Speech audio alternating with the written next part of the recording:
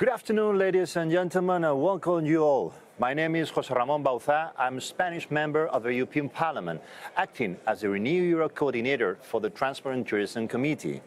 It is an enormous pleasure to welcome you to our live event from Brussels, from the European Parliament, where we are going to discuss and talk about sustainable aviation fuels and their future. As many of you know, I have the honor of being the rapporteur of the European Parliament on the Refuel Aviation Initiative. But what does Refuel EU Aviation mean? Refuel EU is the new European regulation that sets clear rules for the production, supply, and the use of sustainable aviation fuels across the whole European Union. As you know, approving this new EU regulation on SAF was not easy at all, I must tell you. There were a lot of months, years of work and negotiations, but in April 2023, almost 1 year ago, we reached an agreement with the Council that allowed us to create a calendar and a stable legal framework with equal conditions for development of SAF at EU level. Very important. Therefore, I would like to take this opportunity to once again publicly thank the European Commission and Flor, Diaz, obviously, in this case, for their great job and contribution, not only during the negotiation between Parliament and the Council, but also in the preparation and drafting of the proposal. Refuel EU Aviation is thanks to you. And you know, Flor, you know, it's true. Parliament, in this case, work has already ended, but with the final approval of the text, but now it is up to you, the European Commission, in this case, to develop the relation with several key issues, such as the flexibility mechanism or the environmental labeling. We will talk about this and much more here today in this debate that features the best expert in this field. So joining me today, we have Ms. Flor Pulido. In this case, Flor, Head of Unit for Aviation Policies at the European Commission. On my right side, we have Marylin, Bastin. In this case, Acting Director at EUROCONTROL European Green Sky Directorate. Thank you very much, you all, for being with us. And finally, we have the third actor here in our studios. That's Mr. Fitzgerald. In this case, Head of Sustainability and Finance at Ryanair. So thank you all for being here as today, and welcome to European Parliament again. And dear friends, we have divided the debate into three large blocks. In the first block, we'll talk about the role of the SAF in the decarbonisation aviation and why refuel aviation is the tool to develop, in this case, the market. Second block, in which we will talk about how to achieve the objectives by, in the case, the regulation. And the last but not least, the third block, in which we will talk about how SAF can be supplied at a European Union airport. So let's move to the first block, in this case, in our debate, and the role of SAF for the decarbonisation, the EU aviation sector, and the choice to refuel, and the tool to develop the EU SAF market. So we have a little bit, some questions, and we would like to share. We made the first question to all of you, and we share, and let's try to discuss about that.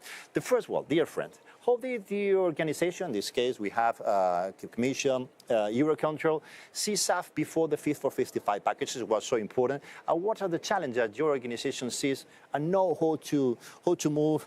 What about the Refuel EU mandate? How do you see? Let's start, if you agree, with in this case with the Commission. We have been one of the main actors during this period. And let's move to EUROCONTROL and finally to Ryanair, if you allow us. Okay, thank you very much, José Ramón, for having invited us, the Commission, to be here today. I think that SAF was an old friend. It was there. It's one of the four legs of the basket of measures, which are the four legs that we use in aviation to decarbonize the sector. But it was the leg that, even if it was the most promising, was the less developed. Why?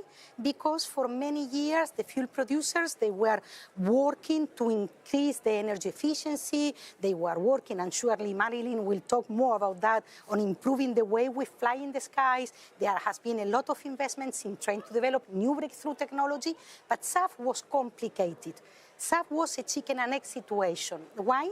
I think we can say that there were two big challenges. The first one was the price gap, the huge difference in price between the fossil fuel and this SAF that were still at the beginning. And the second one was technological. It was a complexity, technical complexity, the certification of the engines, the certification of the fuel, the sustainability criteria to define. So in the middle of all that, since the beginning of the century until Fit for 55, there was SAF there, but nobody really found the way how we could break that chicken and egg.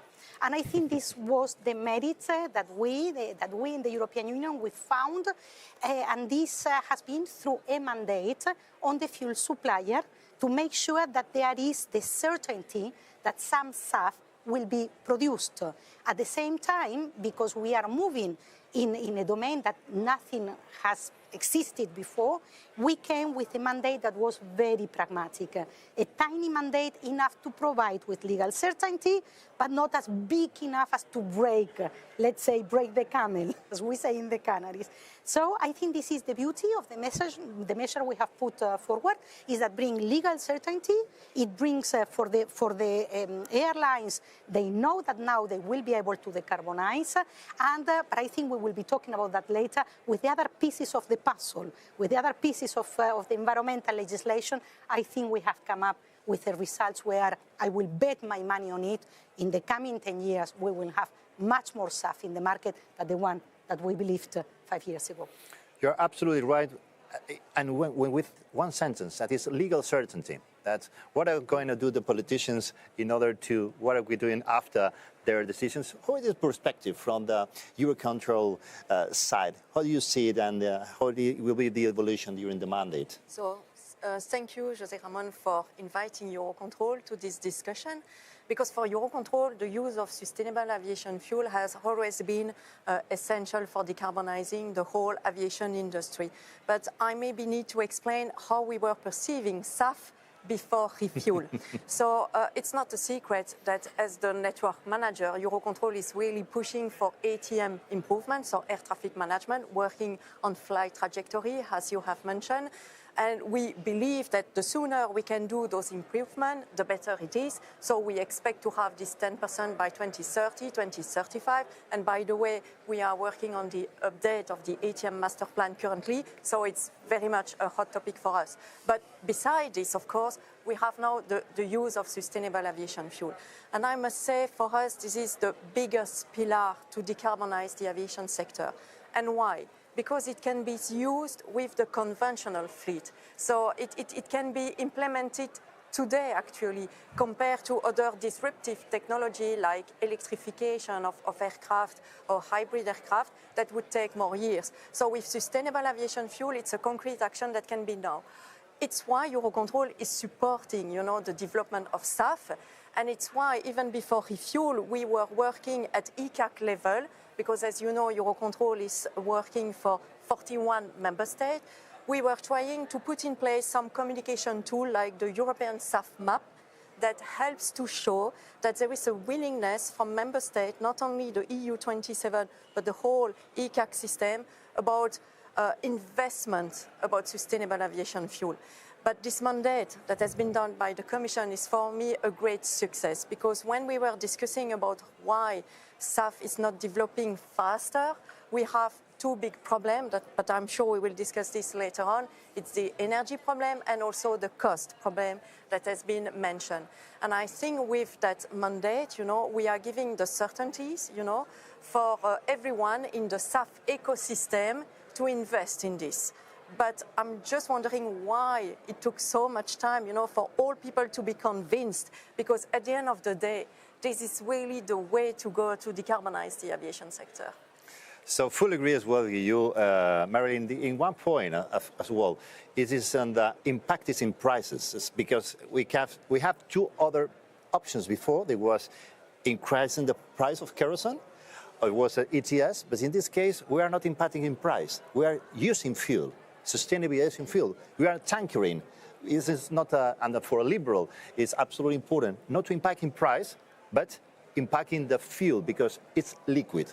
for people to understand a little bit easier. But let's go to Ryanair. Let's go to Stephen. Yeah. What is your perspective for the air company? Well, I might just pick up on what you were just saying about SAF, and maybe for the viewers who aren't familiar with what SAF is. So look, we 100% agree with what Marylin was just saying there about SAF being key to decarbonising the industry. But SAF is a new type of fuel. It avoids the generation of new carbon emissions. So instead of taking carbon that's been sequestered in the ground, you're taking advantage of photosynthesis and having the biogenic carbon cycle being used properly. So that's what we see SAF as, a renewable fuel. Before Fit for 55 came out, we were already planning on using SAF. We recognised the need for SAF to scale in terms of the production levels. But without the mandate in place, we had to go and take some matters into our own hands, and we set an ambitious target of using 12.5% SAF by 2030. So we set that before the mandate was out there. So it's over twice what the mandated levels are required by 2030. And to do that, we had to look at different research options as well. So again, before Fit for 55 came out, we invested in the Sustainable Aviation Research Centre in Trinity College, Dublin. And they're looking at a few different things in relation to SAF, but one in particular will help scale SAF production, which is an early candidate, a pre-screening certification test. So one of the big issues that we'll get to talking to later is just around the number of certification pathways for producing more SAF, and it's costly, time-consuming, and potentially resources from the fuel suppliers will get redirected in different ways to more easier pathways. So the funding that we've invested in there will help scale SAF by making it easier to get SAF certified. And all of that was done before the mandates came out. Thank you. Because you have to know that we have been working, much better. We know both in this case, we know how many times we have invested in that, what you're saying, certification, because it has to be absolutely clarified, no doubts in other, but what are we using, which amount are we using, and where from? So this is quite important. So let's move again to another question related to that. Let's start with Marylin, again with EUROCONTROL. What's your perspective? Because now we have SAF on the table, but we can combine SAF with other tools in order to decarbonize the aviation sector. How do you see it for EUROCONTROL that? What can be combined and which other tools we can use? Well, I already touched a little bit about the other way, to decarbonize the aviation sector. It's really about working on our operation in a way, because at the end of the day, the best emissions are the ones that are not emitted at all. Exactly. So if we can reduce our fuel consumption, at the end of the day, we need less SAF and we are emitting less. So for me, these are going all together, But I think that with new technology like hybrid aircraft, they will also work with the use of sustainable aviation fuel. So all the different pillars that has been mentioned by Flor, the ICAO ones, we all rely on the use of sustainable aviation fuel. Even the market-based measure like EU ETS, because now there is this link between sustainable aviation fuel and the EU ETS.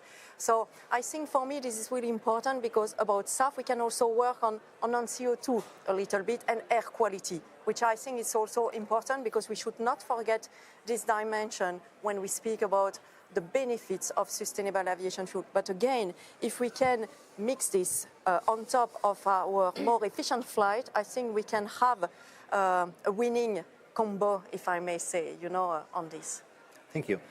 Stephen, what do you think about, because in the, you were talking about the efficiency. Now you are investing as well in airplanes and other technologies in order to improve, and maybe you can combine with that. Absolutely. I mean, SAF is a key pillar that we see, but renewing your fleet with new aircraft, with more efficient engines is also a key pillar in decarbonising the sector. We're taking new game-changer aircraft into the fleet.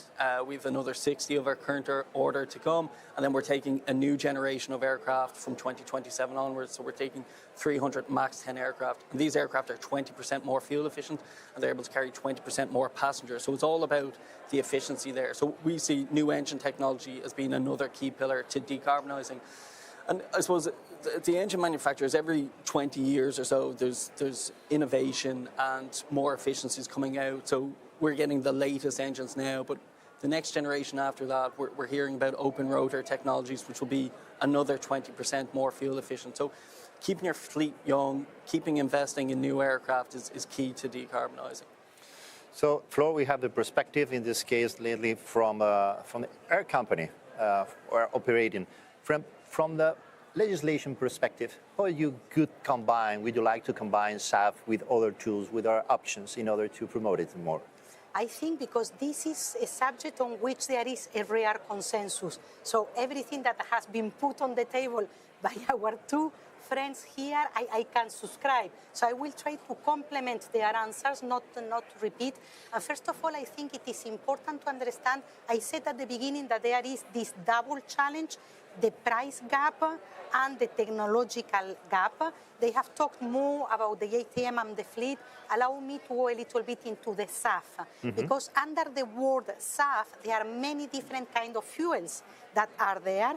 Basically, at this stage, which is a very early stage, we are talking not only about biofuels, but we think that we should increase and bet our money as well in those kind of SAF who can really decarbonize more. The GHG emission reductions, so the greenhouse gases emission reductions, biofuels, they can get around 65, but we know that with advanced biofuels and with power to liquid, we can get up to between 85 and 100% of fully decarbonized. And this is huge. And this is huge because we need to understand that even if, we in the Commission, we are putting our money and putting our legislation on the four legs. And we really believe that by mid-century, we may have a breakthrough in the kind of planes, and we will have hydrogen planes, and we will have other things. But the reality is that the market will take a while before we can replace the whole fleet. And this is just a sheer, it is mathematics. I think we produce around 800 planes a year. We have a global fleet of 20,000 planes. So the time we need to change. What I am trying to say here is that liquid fuels are here to stay until very much end of the century. And this is why it is so important that we can move more and more away from fossil fuel and more into the cleanest SAF fuel. Marylin mentioned non-CO2, Marylin mentioned air quality. These are the two other big advantages of SAF. We not only reduce CO2, but non-CO2 and air quality. Let's go for it. So finishing with this first block about SAF, the last question that would be again for you, Stephen.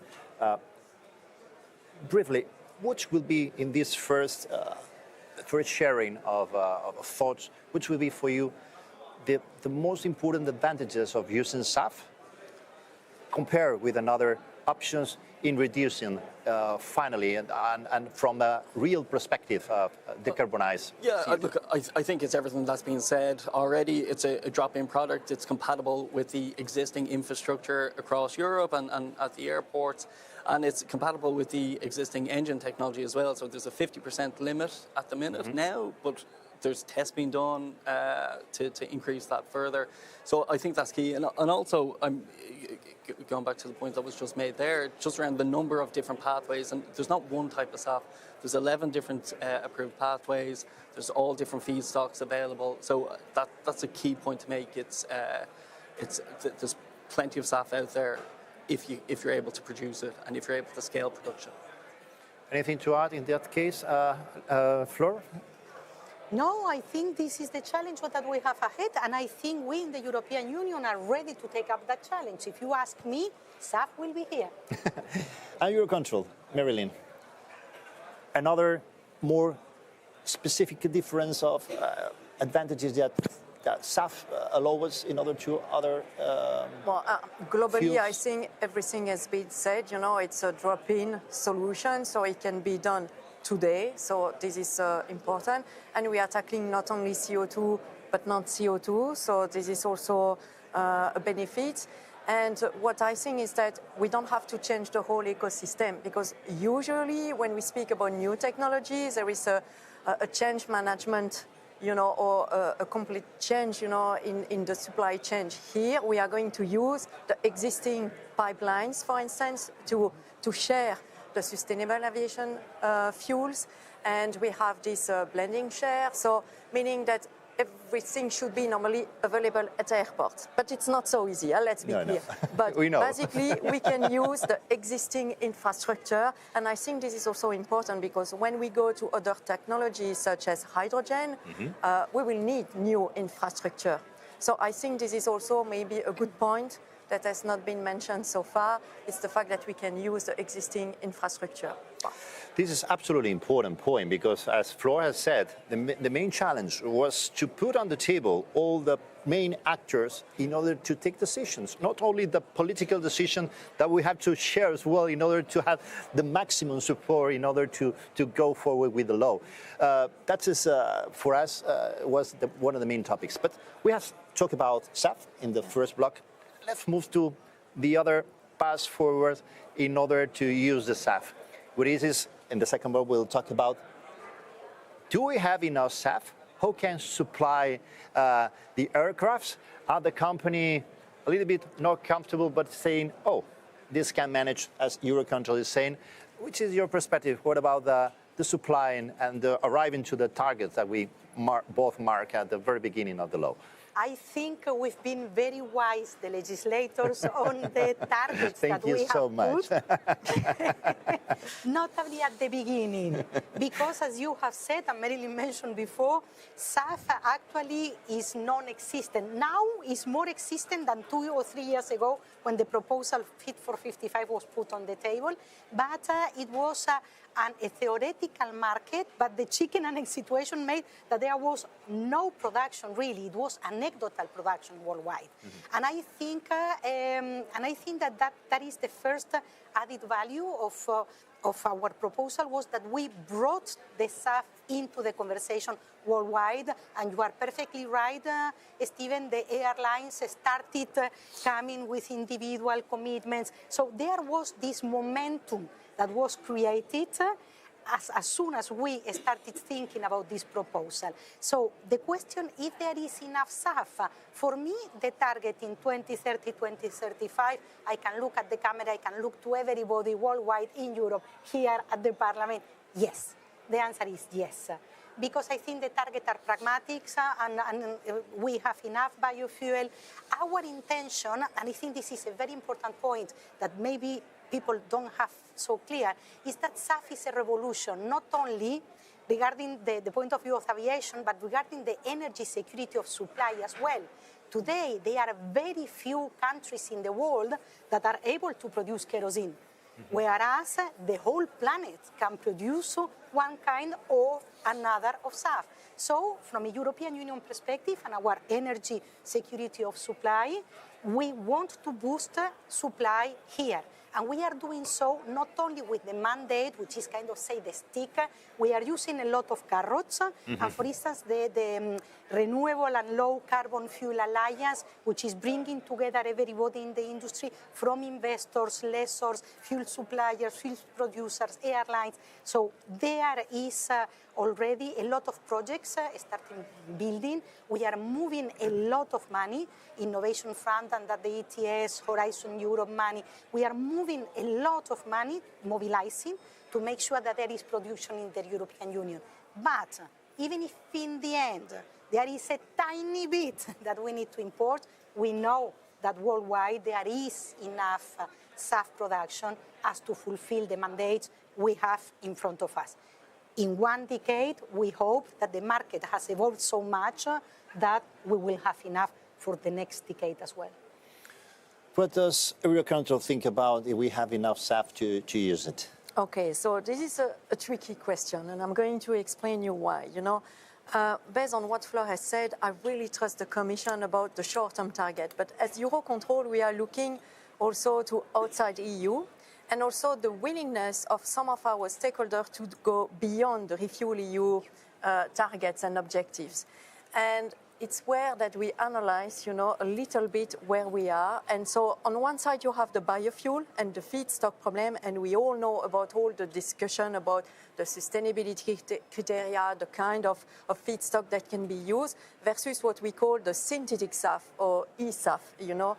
And as Eurocontrol, we believe that the future should be normally the synthetic SAF. And why? Because CO2, you have enough CO2 in the atmosphere. The problem now with synthetic SAF is that you will need green hydrogen. And to produce green hydrogen, you will need green electricity. So for me, the debate we need to have today, it's really about how to ensure that first we can produce enough green electricity and green hydrogen in Europe, but also on top of this, how could we ensure that we will provide to the aviation sector its part about green hydrogen and green electricity? Because let's be clear, all transportation sector need their share in terms of green electricity and green hydrogen, because I have also another position that I didn't mention so far. I'm also a member of the Council of Engineers for the Energy Transition at the United Nations level, and we are looking to the energy transition for all transportation sector. And when we look to the global picture, we see that for all transportation sector, all of them will rely on green electricity and green hydrogen. So I really think that at EU level, and it's a message, a call, if we really want to support the aviation sector to decarbonize, we need to ensure that they can get access to enough green electricity and green hydrogen. And not only for sustainable aviation fuel, but also for hydrogen and electric aircraft. So the demand in terms of green and renewable energy will be high. But of course, we need to provide that energy at an affordable price. And this is also one of the biggest challenge for us. Yes, we have a lot of challenges in that case, because we are talking about aviation in this case, but we know as well not only the road but the maritime sector as well involved in that, and that's the way we have we finally define an agenda, a calendar in order to promote it. And we know as well we use as well the e-fuels in order to have this possibility to be used in the future, and we have as well green energies, but we have the nuclear energy in order to as well to use it, because we have to have the possibility to supply in this case the SAF to all the different kind of sectors and just. So we fly to Stephen. How do you see? Do we have enough SAF? I said at the very beginning that you were involved in that before it was mandatory with the law. How do you see it? Look, we have strong relationships with about 30 or 40 different fuel suppliers across Europe. Some are at more advanced stages than others. To call out maybe one in Spain, like Repsol, are planning on producing 400,000 tonnes, or they have the potential by 2027 of SAF. The issue will be the point that you just made, which is around SAF competing with road and marine transport. So in terms of SAF, there's additional CapEx and OpEx associated with that, but you can effectively turn HVO, which can be used in road fuels, into SAF with a bit more expense. That means it will ultimately be a lower margin product for the supplier. So getting over that challenge is one. So aviation needs about 3 million tonnes of SAF by 2030, and that's going to rise to about 32 million tonnes by 2050. So significant investment is needed now, and as the policy has been prescribed, that mandate's on the suppliers, and they're the ones investing now. So I think there may be a lag to get up to the required mandate levels in the short term, and then there'll be a catch-up. And then when the sub-mandates come in on power to liquid, for all the reasons that were just mentioned in terms of the lack of availability for green hydrogen, I think that again is where the struggle will remain, unless there's strong incentives in place for the fuel suppliers to be able to pick up green hydrogen. So, Marylin, you are, as an engineer, as you are as well, what kind of types of SAF we have now at the moment? What will be the next step for the future? How do you see as well? Because we have another challenges in order to know what are we using in order to promote and to use the finally SAF.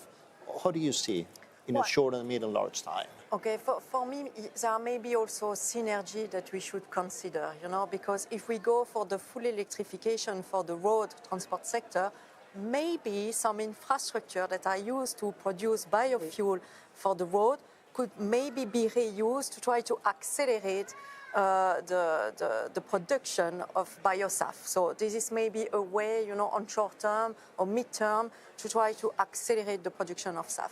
But as I have mentioned just before, I really believe in e-fuel, for all the reasons that I have mentioned before.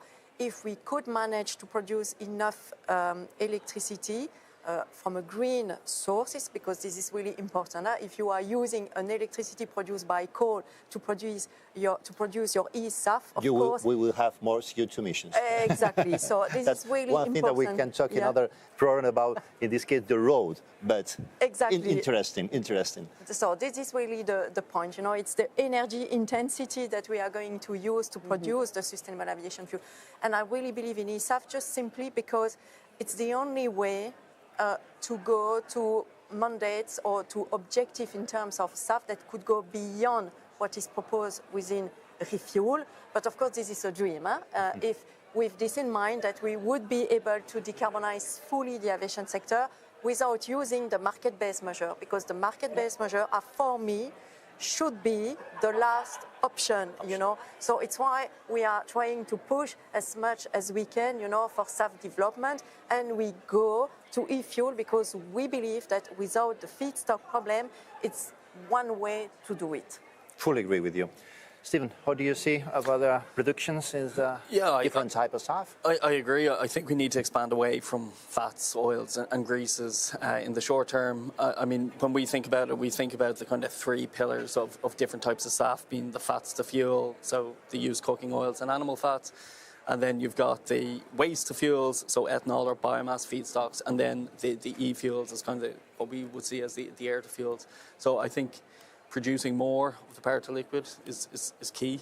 And I mean, the legislation that's married, I suppose, to refuel EU aviation with the EU ETS it incentivizes that. There's SAF allowances available for picking up e-fuels, so more SAF allowances available for picking up e-fuels than picking up HEFA, for example. So I think that's a smart policy decision being made there that will help grow the sector. And Flor? I love when the industry says that it was a smart decision. We were talking and working on that how many years? I don't know. But it shows that yes, that is a good exactly, that we have striken a good balance, and I think that the results that we saw in the vote in Parliament shows that it is a good balance. I wanted just to say, first of all, for the general, because I guess that there will be people listening and watching us that they do not know. When we talk about synthetic fuel, e-fuel, power to liquid, solar to liquid, we are talking, all of us, about exactly the same thing, which is basically a kerosene from a renewable origin. It's sustainable, okay?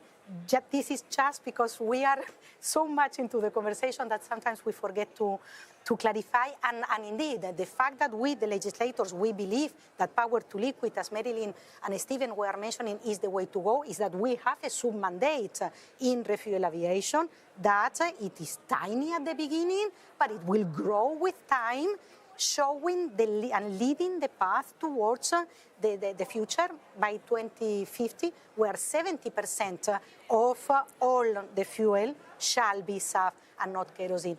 And for that, I think we need all of us to put our money where our mouth is.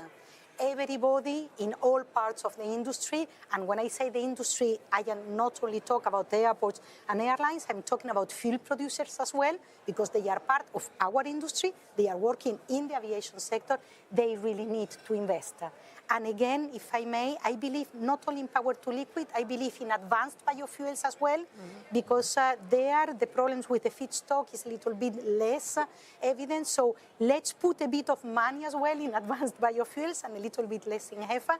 You have said, both of you, same infrastructure to bring the SAF to the airport, same vehicles, same planes. I will add the refineries, as Marylin was mentioning before. Today, the refineries can just, with a little bit of adjustment, start producing SAF on cogeneration. So there is already an economic case. We need to persuade all fuel producers, including fossil fuel producers, that the transition is here to stay, that the end of this century It is either SAF or nothing, and the sooner they can start investing, the sooner we can unlock the potential for aviation. We, in the European Union, we are bringing our money, our next generation, and all our funds into that one. Private sector, do the same. And let's finish this second block about the targets and that with the private sector. How for you, from our company, for Ryanair, how you think SAF should be or could be incentivized for using it? From the private sector, your vision. There's numerous ways, and the one I just mentioned, given that Ryanair's network is predominantly intra-European, the vast majority of our flights are covered by EU ETS, which means that where we pick up SAF, we should be getting SAF allowances as well. So that's one way to bring the price gap down. So at the minute, the price of SAF is around $2,800 per metric ton, and fossil jet fuel is around $850. So there is a significant price gap. The ETS SAF allowances will cover around 50% of that price gap for the SAF that we have available to us today. So that's one smart measure. The issue with that is that the scope of ETS is so narrow. So it only applies to intra-European flights, whereas Refuel EU Aviation, being a smart policy, as we've already established, applies to all flights that depart the Union. So you need the other policies to line up with that, to have a fair polluter pays principle. And going back to your point there around getting more investment and getting the industry to pay, that's one easy win, I think, for DG Klima to look at in terms of enhancing revenue. So that's one way, I think, is how to bring the cost down. The other is just around maybe some targeted supports and targeted incentives for the feedstock providers. So specific subsidies for farmers is one avenue that could be looked at. And then when you think about the suppliers, I always look to the States and what they're doing in terms of the blender's tax credit, which provides around $1.25 per US gallon, and then the Clean Fuel Production Act, all within the Inflation Reduction Act again, which is another incentive to bring the gap down. So it's about giving assurances to the fuel suppliers while also bringing the cost down for consumers ultimately. Flor, as a legislator, from your perspective, we work a lot about that. How should be incentivized for people who is at home? What do you think? The use SAF. I think, I mean, as Stephen has mentioned, we are incentivizing through other pieces of legislation because we are using a lot of ETS with the SAF allowances, as he has just mentioned, to own the price gap. And I think that it's important to mention one point because I always you listen to this in the United States, they have come with tax credits, etc. I rather believe in the European way of incentivizing because we have put the obligation in the fuel suppliers and the incentive in the airlines. The airlines will be those pocketing the SAF allowances because they are those buying the SAF. In the case of the United States, there is no way to know if the fuel supplier will pocket the tax credit and sell the SAF to maritime or sell the SAF to road or sell the SAF to chemicals. So in that sense, I am really proud of our thinking. And I think in the terms of the money that we are putting on the table, both the Americans and us, we are matching almost our budget. Another way of incentivizing is through helping the industry to decrease the cost, because clearly if the electricity is cheaper, if the hydrogen is cheaper, that will help. And I think all the energy legislation, all that was part of the Fit for 55 will help with that as well. We hope that the price will decrease substantially, and this is what we witnessed with the windmills, with the solar electricity. If you take what were the forecast of the Commission 2 decades ago and what was the reality, the prices will fall at least half in a very limited period of time. So basically, I would say, Jose Ramon, what we have done in Fit for 55 is well thought and it is enough. Give us 2-3 years to analyze how the market is evolving, to analyze how the SAF allowances are working, and then we may decide to come with another set of legislation. We will see next Parliament, next Commission, everything is in the And let me add what you're saying, because somebody is checking about that. It would be an impact increase in the price. All we know that at the moment, at the very beginning, before the law was passed through, the amount per liter of the SAF was X, but step by step, given legal certainty, and in the case that the producer has the opportunity and they see a scope in the future in order to their investing, it's enough for them. The price is, the capping is decreasing and decreasing. And we have 25 years in front of us because this is start in the January 25. We have time enough decreasing step by step because it's very well thought and it was shared as well from our perspective. I think it's important to just note, I mean, trying to get prices at parity between jet, fossil jet and SAF will always require some level of incentives. And that's because you're taking something that doesn't have the appropriate molecule, so 2 parts hydrogen, 1 part carbon, and you're injecting hydrogen into it and you're refining it in a different way, and the production method is going to be more complex than just fossil jet fuel. So I think the level of support will always need to be there in order to make the case and grow the sector. At the same time, if I may, we cannot just take the price of kerosene. We need to take the price of kerosene plus the price of carbon. Marylin was saying before that it's she doesn't... Plus and plus and plus. It's plus and plus and plus. And more taxes that we see coming, and we have seen the outcome of COP28. So maybe in the future, the price of kerosene may raise, which will compensate a little bit the difference. I know that this is not the message you would like to hear, but... If there is a carbon price on jet fuel, great, but that only seems to apply to intra-European operations at the minute. So I think that's a key piece that just needs to be reviewed. Yeah, but if I may add on this, you know...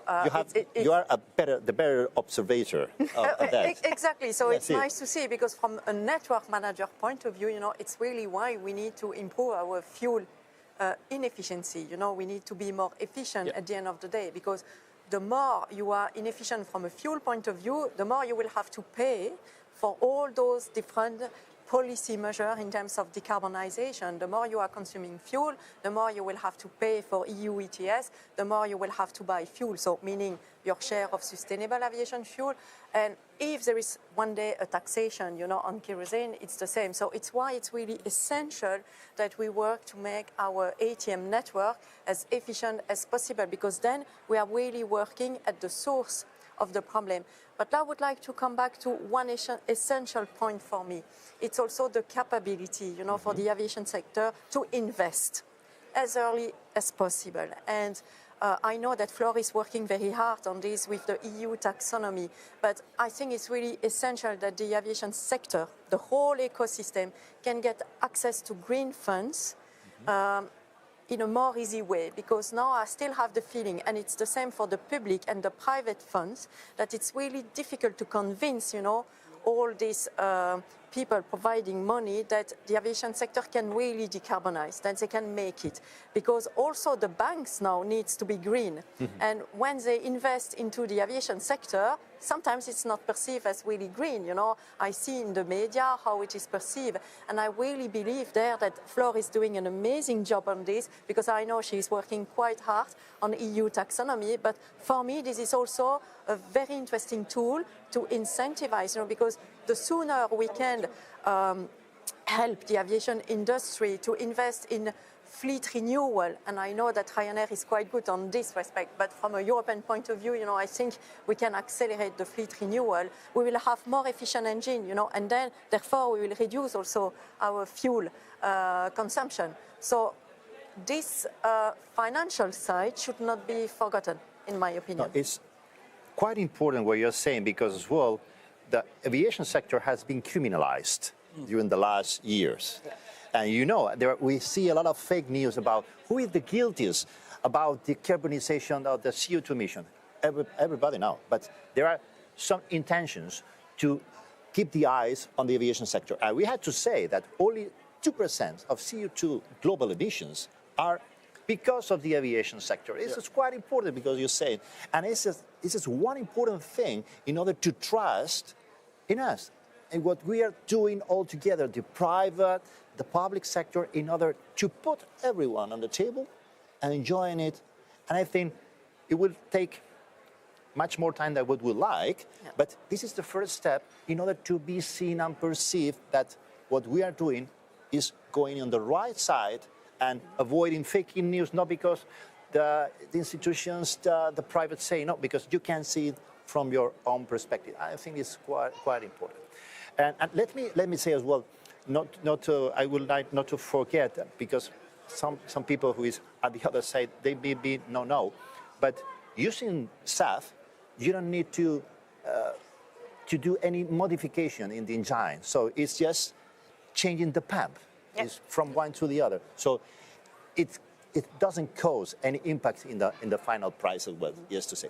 And let's move, we have not so much time as we would like, to the third block. It is about supplying SAF. Yeah. How can we do it? What do you see this? Do we have to be nervous about the supply of SAF, Flor? At the airports, I don't think we need to be nervous. I think SAF will get there. But it is true that because it is a fuel that until today has not really been delivered, there was this, sometimes I say that it is like we are sailing in the fog, no? We couldn't see properly how the SAF would be delivered to airports. And this is exactly why the Commission, from the beginning in our proposal, and then the co-legislator, we decided to bring this transitional period, because it might be that for economies of scale, because there are very few places where today SAF is produced in Europe or SAF is sold in Europe. So maybe it would be, in order to, again, help to decrease the price, etc., to do economies of scale, and instead of bringing SAF to all airports, to allow the fuel supplier to decide only during this flexibility period, or transitional period, to which airports they would like to serve first. But clearly, the ultimate scope of the regulation and the objective of the regulation is that in 1 decade there will be SAF supplied to all European airports. Why I believe that this is feasible once we have maybe overcome problems that I don't think they are probably not so much technical. Maybe there is just need to change some parts of national laws or some parts of certification, because basically, as we have been repeating, it is exactly the same molecule. Once you blend the two together, you cannot see the difference between a molecule of kerosene and a molecule of SAF.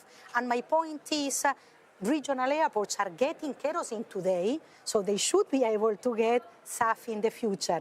The point is more how we are going to use the infrastructure, the pipelines, where are we going to blend? We cannot blend at the airports, we need to blend at the refinery point, maybe at another point. So these are the things that we need to solve. But really, I think, Jose Ramon, we are giving us a decade. For sure, by then, absolutely, this will be solved. Marylin, what are the main technical problems that you can see or can say about the supply of SAF, the airports mainly? We have the regional, we have the smaller, the more peripheral, but you perceive some specific that you say, wait, you have to take into account this? I'm going to go back again to the investment from an airport point of view, because we should not forget also the outer region, and smaller regional airport, because they need to find also a way to get access to that. And sometimes the existing pipeline are not going to those specific airports. But I would like to go beyond that, because we were speaking about SAF, and as it has been mentioned by Flor, we can use most of the time the existing infrastructure, the pipeline, etc. But we should not forget that we are asking to airports to do more, because they have also, to invest on green hydrogen and green electricity on the airport. And they will have to manage different kind of fuel or different kind of energy at a single place. And all of that will cost money. Absolutely. So again, for me, it's really about how to help the airports, to be able to invest in those different sources of fuels and energy, because at the end of the day, we have mentioned this several times today, we will need a mix of the different solutions. So we are not saying that only SAF will be the solution. We will have also disruptive technology, and we need to prepare the airport for that. So for me, this is really my main issue when I look at the airport level. It's how are we going to help those airports to be able to manage all those different fuels and energy that they will need to be able to support the whole aviation ecosystem with the whole different basket of measures that we will have in the future. Stephen. Yeah, look, I think there are logistical complexities in bringing SAF to the smaller airports. I know the flexibility mechanism will run for 10 years. And in theory, once you have sufficient numbers of blending points in place, the cost should come down. The administrative burden may not, because I mean the environmental attributes of the SAF have to be tracked up until the blending point, so there will be potential issues with that. But there are efficiencies of using pipelines at the minute that the smaller airports won't be able to take advantage of. So look, it is an issue. I think the flexibility mechanism is good. From our point of view, I mean, SAF is SAF. You're taking the carbon reductions through the production and through the life cycle. It doesn't really matter where it's deployed for us. If you and that's why we're supportive of the flexibility mechanism. If you put 10% into a larger airport that we fly from and 0% to a smaller airport that we don't fly from, I mean, that makes sense. It all goes into jet engine anyway. And I do see some issues in bringing it to really small regional airports. And when we've looked at this from an airline in the past, we've seen some exorbitant prices being quoted back to us. Now, hopefully, over the next 10 years, those logistical complexities will reduce. So just because of this last answer, as the whole answer is that what I fully believe in the private-public partnerships. That is the main important thing in order to all arrive together and this kind of transition, because we have to do it together. If not, we have to sit on our backs in order to say and look what is happening. So, dear colleagues, dear friends, it is time to end our debate. It has been a very interesting discussion in which we have been discussing about multiple topics, scenarios, and challenges. As we see, RefuelEU has been the first step, but there is still too much to do. So I want you to thank the three speakers, Flor, Marylin, and Stephen. Thank you so much for your great contributions and obviously for your time. And to you all who are watching us from the other side of the camera, thank you very much for your interest and for sharing some time with us. I'm sure that we will continue talking about SAF in the future, Sustainable Aviation Future, keeping in your mind this sustainability of future. SAF, thank you so much, and we'll see you all together very soon in the future. Thank you so much.